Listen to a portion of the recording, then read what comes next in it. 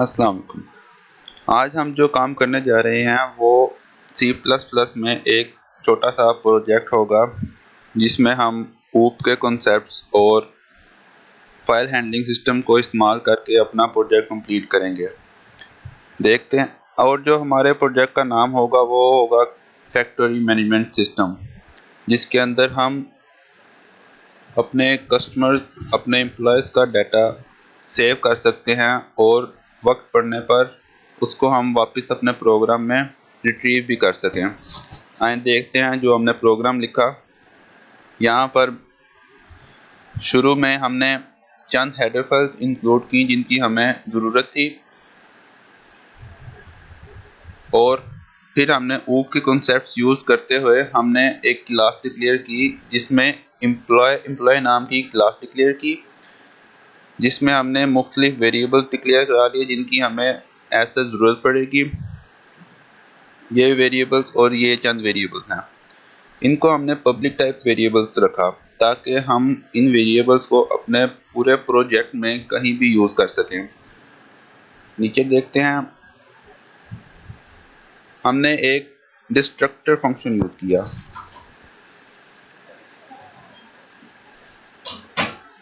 ये हमारा destructor function है। इसकी जो फर्स्ट लाइन है, ये डिस्ट्रक्टर जैसे कि मालूम है कि C++ में जो क्लास होती है वही कंस्ट्रक्टर और डिस्ट्रक्टर का नाम होता है। बस कंस्ट्रक्टर और डिस्ट्रक्टर में फ़र्क ये होता है कि कंस्ट्रक्टर सिंपल लिखा जाता है और जो डिस्ट्रक्टर होता है वो उसके स्टार्ट में हम ये टिल्ड का साइन लगा देते हैं। नेक्स्ट लाइन पे हमने स्क्रीन को क्लियर किया, जो कुछ भी गार्बेज स्क्रीन थी वो हमने क्लियर कर दी। अब आगे देखते हैं, हमने अपने फंक्शन में जैसे कि हमने ग्राफिक्स की एक हेडर फाइल इंक्लूड की थी ताकि हम अपने फंक्शन में ग्राफिक्स का काम भी कर सकें। इसीलिए हमने ये कुछ ग्राफिक्स का काम किया है। शुरू की स्टार्ट की दो लाइंस जो हैं, ये तो हमने ग्राफिक्स को इनिशियलाइज किया, जैसे कि आप कमेंट्स में देख सकते हैं मैंने लिखा हुआ है इनिशियलाइजिंग ग्राफिक्स फाइल। और नीचे अब हमने बैकग्राउंड, जो हमारा डिफ़ॉल्ट बैकग्राउंड तो ब्लैक कलर का होता है, लेकिन हम चाहते हैं कि हमारा प्रोग्राम थोड़ा एफिशिएंट हो, प्यारा लगे, इसलिए हमने अपने बैकग्राउंड को ब्लू कर दिया। अब स्टार्ट में जो हमने टेक्स्ट स्टाइल देखा, टेक्स्ट स्टाइल, उसको हमने चेंज किया। उसके लिए हम ये बिल्ट इन फंक्शन यूज़ करते हैं सेट टेक्स्ट स्टाइल, और इसके शुरू में बोल्ड फॉन्ट जो है लिखा है वो हम अपने फॉन्ट को बोल्ड करेंगे, और हॉरिजॉन्टल डायरेक्शन हमने उसको दिया है ताकि वो हॉरिजॉन्टल डायरेक्शन में लिखा जाए। और आगे उसके हमने साइज दे दिया है कि कितने साइज का वो टेक्स्ट हो। और नेक्स्ट लाइन में आउट टेक्स्ट XY जो है, इसमें हमने देखा कि जो हम टेक्स्ट को आउटपुट कराना चाहते हैं, मतलब जो हम टेक्स्ट को स्क्रीन पे प्रिंट कराना चाहते हैं वो क्या हो। ये तो XY उसके पिक्सेल्स हैं, और ये वो है जो हमने स्क्रीन पे टेक्स्ट आउटपुट शो करानी है। और ये हमने एक डिले का फंक्शन लगा दिया ताकि थोड़ी देर स्क्रीन रुकी रहे। ये था डिस्ट्रक्टर। अब नेक्स्ट पे जाते हैं। ये हमने एक वॉइड सेल कैल, मतलब कि हम इस फंक्शन में अपनी सैलरी कैलकुलेट कर सकें। इसी तरह हमने नेक्स्ट स्क्रीन को क्लियर किया ताकि जो कुछ बैकग्राउंड पे था वो सारा कुछ क्लियर हो जाए। उसी तरह हमने एक अगेन ग्राफिक्स को इंक्लूड किया अपने फंक्शन में, और बैकग्राउंड का कलर ब्लू कर दिया। नेक्स्ट हम आएंगे, एम्प्लॉयज़ नेम कहेगा कि एंटर एम्प्लॉयज़ नेम, फिर हम नेम एंटर करेंगे, सैलरी। अब देखें, सैलरी तो हमारे पास आ गई जो यूज़र ने एंटर की। अब हमने सैलरी को पर डे की सैलरी में लेके जाना है। उसके लिए जो हमारे पास सैलरी आई उसको हम 30 से डिवाइड करेंगे तो हमारे पास पर डे की सैलरी आ जाएगी। और जो पर डे की सैलरी आ गई, अब हमें चाहिए कि पर और सैलरी उसकी निकल आए, इसलिए हमने पर और सैलरी हमने डी में सेव करा दी। जैसे कि मालूम है कि एक दिन में जो एक एम्प्लॉय होता है उसको वो सिर्फ 8 घंटे ही काम करता है, इसलिए हमने 8 पे डिवाइड किया और ये हमारे पास डी के अंदर इसकी पर और सैलरी आ गई। अब वो कहेगा कि जो एम्प्लॉय है हमारा उसने कितने दिन काम किया है, जितने दिन भी काम किया हो उन उन डेज को हम पर डे की सैलरी के साथ मल्टीप्लाई करके एक और वेरिएबल में स्टोर करा देंगे और उसको शो करा देंगे, जैसे कि ये देखा आपने। अब अगर तो एम्प्लॉय ने कोई भी एडवांस लिया है हमसे तो वो हम एंटर करेंगे, वो एंटर करके फिर जो टोटल सैलरी उसकी बनेगी वो डिडक्शन होके हमारे पास वो जी में आ जाएगी, जैसे कि ये एक वेरिएबल हमने डिक्लेयर किया। और अगर तो जो हमारा एम्प्लॉय है उसने अगर तो मंथ के अंदर ओवर टाइम लगाया, ओवर टाइम में काम किया, तो वो पर आवर के हिसाब से किया उसने, उस पर आवर को हम जितना उसने ओवर टाइम काम किया हम उसको उतने से मल्टीप्लाई करेंगे ये यहाँ पर, और उसको एक और वेरिएबल में सेव करा देंगे। नेक्स्ट देखते हैं, ओवर टाइम मनी भी उसकी बन जाएगी। फिर जो आया वो हमने टोटल सारा कुछ यहाँ पे हमने शो करा दिया, और जो हमारी total salary to be paid होगी वो तो टीओएस में आ गई, टोटल सैलरी, ये हमने इसको यहाँ पे शो करा दिया। अब नेक्स्ट हमने कोर फंक्शन यूज किया है void enter record। इसमें हम अपने एम्प्लॉय का या अपने कस्टमर्स का रिकॉर्ड सेव कर सकें, हमने इसलिए ये फंक्शन यूज किया। अगेन क्लियर स्क्रीन यूज किया, और अब हमने जो रिकॉर्ड एंटर करना है उसको किसी ना किसी फाइल में स्टोर करवाना है यूजिंग फाइल हैंडलिंग सिस्टम। इसलिए हमने ये एक of stream built in class होती है, इसकी हेडर फाइल आपने देखी, एफ स्ट्रीम इसकी हेडर फाइल है, एफ स्ट्रीम इसकी हेडर फाइल है, इसके अंदर ये बिल्ट इन क्लास मौजूद होती है, हमने जस्ट इसका ऑब्जेक्ट बनाना होता है।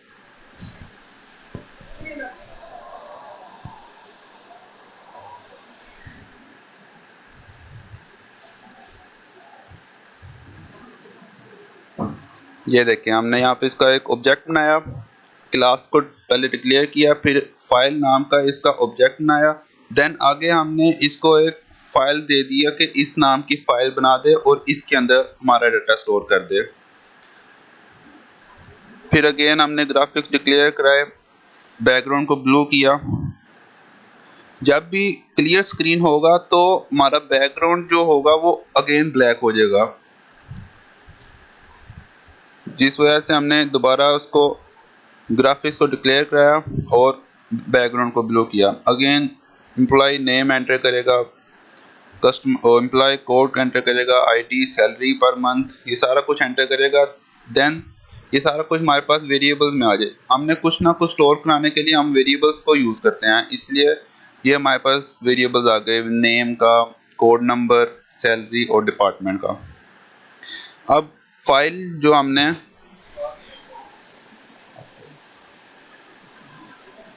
हमने ऑब्जेक्ट यूज किया था ऊपर, उसको यूज करते हुए हमने जो जो हमने अपनी फाइल में भेजना है वो हम आगे उसके लिख देंगे। अगर तो हमने फाइल के अंदर अपना डाटा भेजना है तो हम जैसे सी आउट कराते थे ताकि हमारा डाटा शो हो जाए स्क्रीन पर, अब हम स्क्रीन पर नहीं शो करा ले, जस्ट अपनी फाइल में डाटा भेज रहे हैं तो राइट एंगल लेफ्ट एंगल ये ब्रैकेट आएंगी, देन हम आगे जो जो हमने डाटा भेजना है वो हम आगे लिख देंगे, जस्ट जो होगा सी आउट की तरह।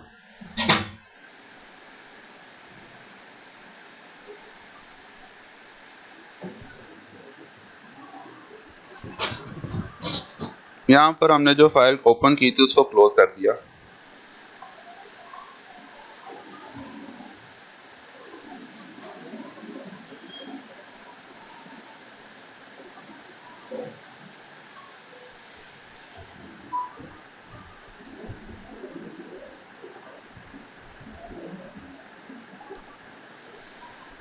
ये यहाँ पर हमने इनहेरिटेंस यूज किया है,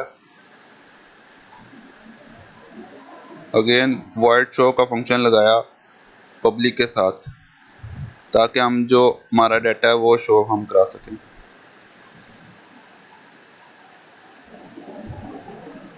अब ऊपर हमने डाटा फाइल में भेजने के लिए ओ स्ट्रीम यूज़ किया, लेकिन जब हमने फाइल से रीड करना है डाटा तो हम इफ स्ट्रीम यूज़ करेंगे। इफ स्ट्रीम क्लास का नेम, आगे उसका ऑब्जेक्ट और आगे फाइल का नेम।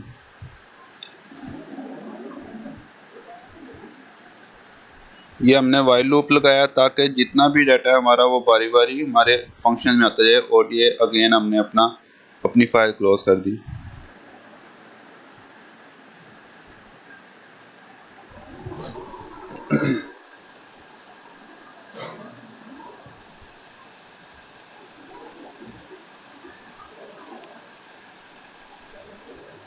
अब एक और हमने क्लास डिक्लेयर की शॉप के नाम की, जिससे हम शॉपिंग कर सकते हैं या कोई चीज़ परचेज कर सकें या सेल कर सकें। ये कुछ वेरिएबल डिक्लेयर कराए जो प्रोटेक्टेड नेम के हमने प्रोटेक्टेड से डिक्लेयर करा दिया, और आगे फिर एक परचेज के नाम से एक इनहेरिटेंस क्लास यूज़ की। ये सारी आइटम्स होंगी इसमें, और क्वांटिटी पूछेगा, बिल बता देगा हमें कि कितना बिल बना, ये सारा।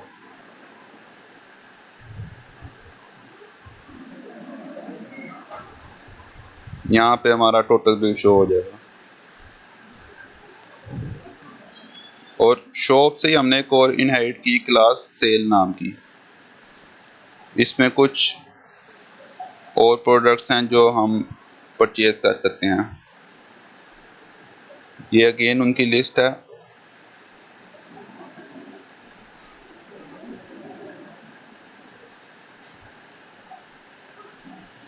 ये सारी उनकी लिस्ट है।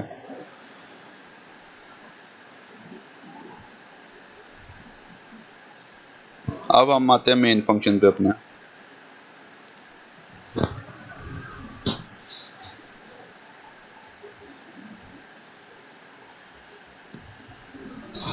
मेन फंक्शन में जो जो फंक्शंस हमने ऊपर बनाए हैं क्लास के थ्रू, उनको हम कॉल करेंगे बस।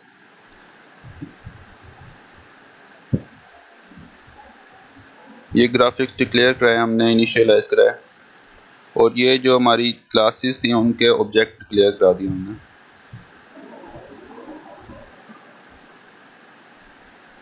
ये सिंपल सी और कराया है हमने, और ये हमने पासवर्ड लगाया यहाँ पे, ताकि जो यूज़र हो सिर्फ वही, जिसको पासवर्ड पता हो वही ये प्रोग्राम यूज़ कर सके। हमने सिंगल सिंगल स्ट्रिंग को कंपेयर किया है गेट कैरेक्टर करके। यहाँ पे हमने पासवर्ड दे दिया उसको, जिससे कंपेयर करेगा वो। अगर तो ठीक हो गया तो प्रोग्राम रन हो जाएगा, अदरवाइज वो शो करा देगा रीटाइप पासवर्ड। ये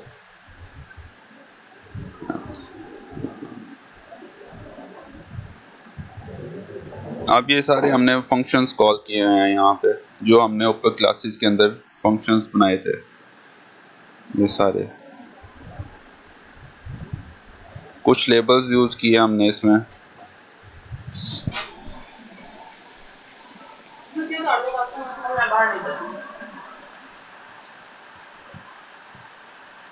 अब हम देखते हैं अपना प्रोग्राम कंपाइल करके। Control F9।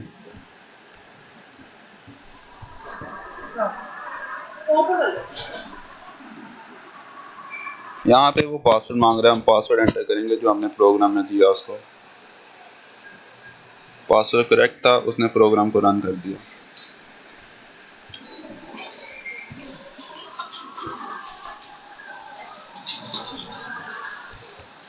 अब हम 3 एंटर करते हैं, अपने एम्प्लॉय का डाटा एंटर करेंगे हम।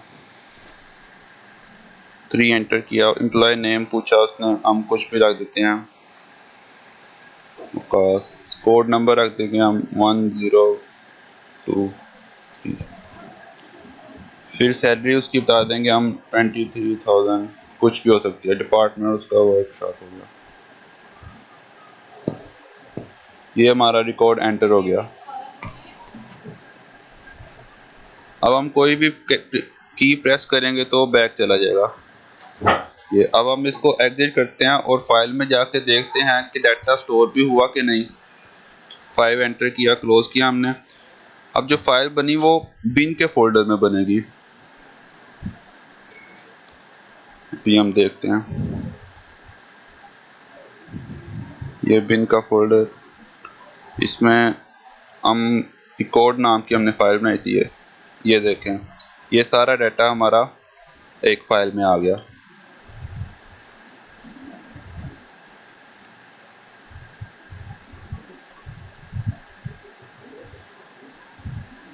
तो ये था हमारा प्रोजेक्ट फाइल हैंडलिंग सिस्टम के थ्रू।